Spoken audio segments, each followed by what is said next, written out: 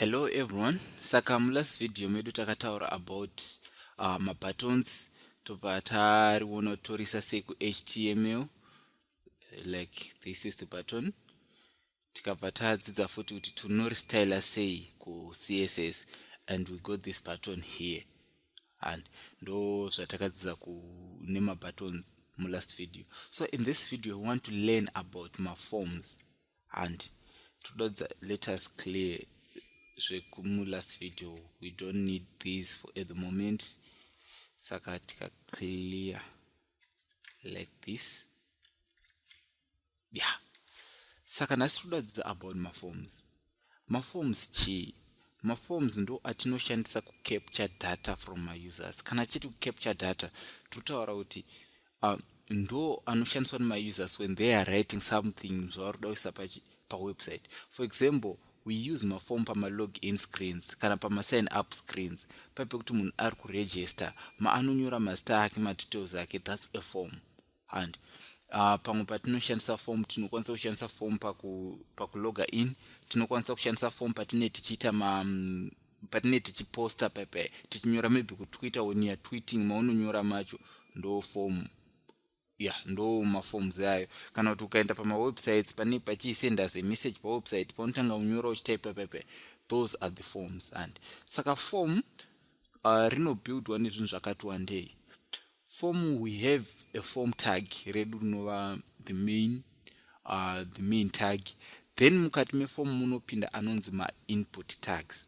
Ma input tags ndo ma tags edu akaita sekuti turikutaura kuti toda kuti titore text, kana toda kuti text irunyorwa na user pa this time ipassword sarine chifanga kuisa zvimasta zveka zvima dots zvokutadza kuti vanhu vasakwanisa kuiverenga.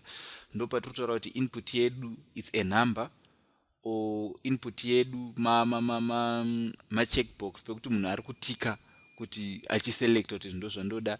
Imwe input yedu anenge ari avara wana select. Saka mu this video tichadzidza about tichadzidza mainly about the text tag, ndo ratichanyanya kuita the text input, then tobva taita the password input. And saka regedzai titange tati form, we have a form tag, and regedzai ndinyatsonyora kuti form like this, and then we close. And saka mu form tatizvo munopinda an input and munopinda a submit button. Nasina submit button nasandataura pekuti wapedza kunyora form rako wa submita. Saka at the moment toda kuisa ma input. Saka tatizvo tikati input. Saka tine tag rinonzi input iri, and this tag is just like tag rere ronzi image pakuti it's a what? It's a self-closing tag. Ari atizouyi kuno kumberi tozoti input tichivhara like this. No, it's just like image rongoti it's self-closing tag. Saka input tag redu rinotora rine an attribute yainotora inonzi what? Inonzi type. And saka pama type yedu tine ma type akawanda akasiyana siyana. Kana mukatoona panapa patine date time local, email file, hidden image, month zvichienda. Saka panapa iko zvino in this video regedzai tise timboisa text to saver. Tikauya ku browser kwedu mukaona tave ne this input box, you can write anything munomu like this. And saka this is our first tag, input tag. Iratanyura papi, ratanyura panapa parina text. Saka regedzai timboisa mamwe ma types, tichiona ma types akasiyana siyana ariko. Tine password, and so if it's password mukauya kuno tikatry kunyora something and yatove password, no one can read zvinhu zvawanyora apapa. This is the what? This is the password type. Then another type we have is we have email, but email you can't see it really kuti pane chachinja ku browser kwedu. And saka so far tati type yedu toda kuisia iri text. Mamwe ma types tichazomadzidza nekufamba kwenguva. And saka taisa property yedu text, another attribute yatinokwanisa kuisa panapa it's what, it's placeholder. Saka placeholder inoita sei? Regedzai tiise tibve taona kuti zvochii. Toti zvo maybe this input yanga iri yokunyora a message, tobva tanyora kuti type your message. Let me just say type message and save. So placeholder ndo text yekuti zvo inouya panapa ndisati ndanyora anything. If you can see, ndatoina type message, then paninotypa zvese zvaya zvinobva zvadi zvabva, but panoclear zvinobva. This is what we call a what, a placeholder. Ndo inoya kunonzi kuchi, ndo placeholder iyi yataisa papa ndo inobuda panapa payakati ndo inongotiudza kuti tikuita sei. Tokwanisa kungoisa tongoti let's say yanga iri email, tinobva tangoti zvopanapa tongoti email, so that when a user comes anobva aziva kuti zvopana ndofanira kunyora chi, ndofanira kunyora email. Saka then the last thing chandoda kutaura in this video about a form is a submit. Tikati input, let me do this, input like this, tobata type dot submit.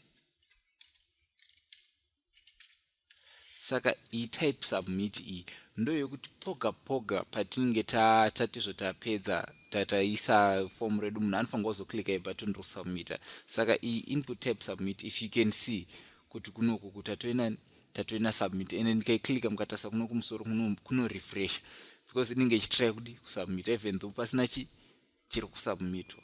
And saka ndizvo zviripo pamaforms tine matype. Saka kana yanga iri search takutouya tobva tati search here like this, tobva tauya panapa patatati search.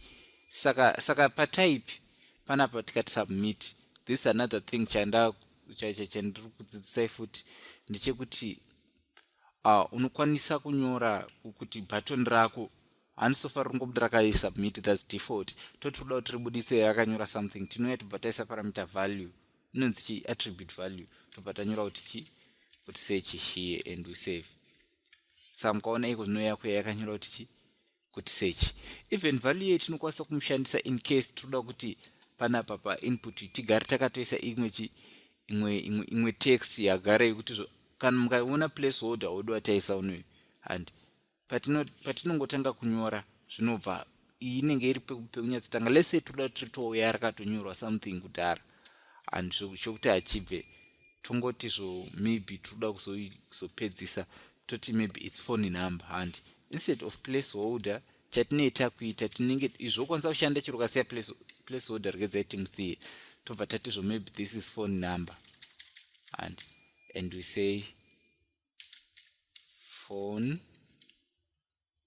number, and let's say phone number dzatiri kuda panapa ndedze kuZimbabwe, toti zviregedzai tichinjiwe tongoti add, tongoti kungogadzira ka-application kekuadda phone number, and regai tiuye kuno kutoneya phone number add. And saka toti zvopanapa uroda kuti igare yakatoisira munhu code yekuti +263, and so what do, unouya panapa pobva wanyora kuti value like this, obva kuti +263, and saka zvese zvavo paunouya kunoku yatoina +263 itori text yandotokwanisa kutokopa.